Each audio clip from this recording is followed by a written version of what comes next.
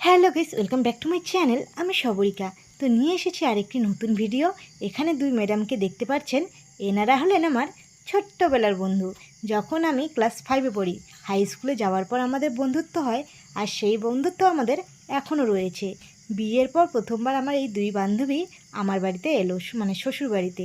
তো আজ তো আমি ভীষণ খুশি এরা আসবে। এদেরকে আমি বলেছিলাম একটু তাড়াতাড়ি আসতে, যেহেতু ওরা থাকবে না, আজকেই চলে যাবে। কিন্তু ম্যাডামরা আস্তে আস্তে এতই দেরি করে ফেললো, এদিকে আর সময় নেই বেশি গল্প করার।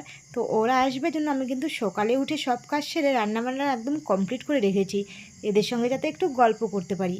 তো এনারা তো অনেকটাই লেট করে আসলেন, আর আমি এদের ফোনও করিনি যে কোথায় আছিস তোরা, কারণ ফোন করলে যেই আনন্দটা আমার এখন ছিল ওরা আসার আগে, সেটা আর থাকতো না। আমি রান্না করছিলাম আর বারবার রাস্তায় বেরিয়ে দেখছিলাম ওরা আসছে নাকি।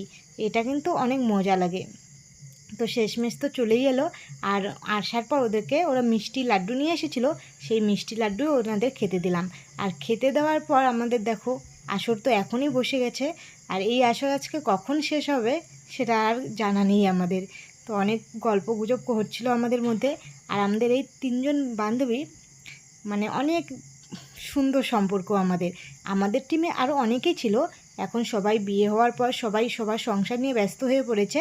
কিন্তু আমরা এই তিনজন সংসার নিয়ে ব্যস্ত থাকার পরেও যোগাযোগ চালিয়ে রেখেছি। তো বেশ ভালোই লাগে বন্ধু বান্ধবীদের সঙ্গে দেখা হলে অনেক দিন পর।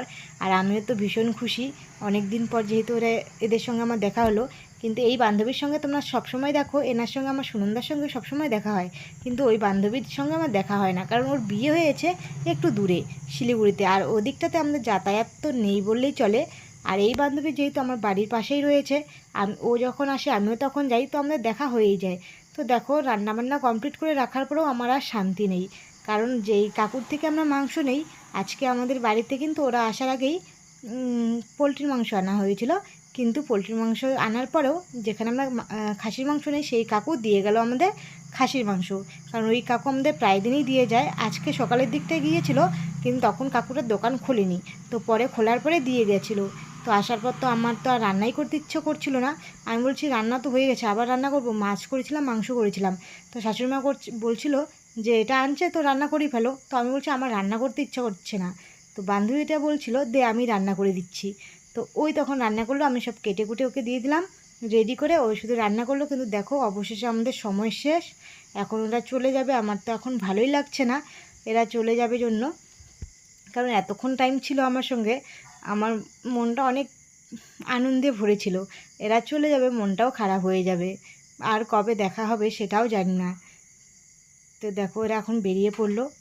তো চলো, আজকের ভিডিওটা এই পর্যন্ত। যদি ভালো লাগে অবশ্যই লাইক কমেন্ট শেয়ার করবে, আর দেখা হচ্ছে নেক্সট ভিডিওতে। বাই।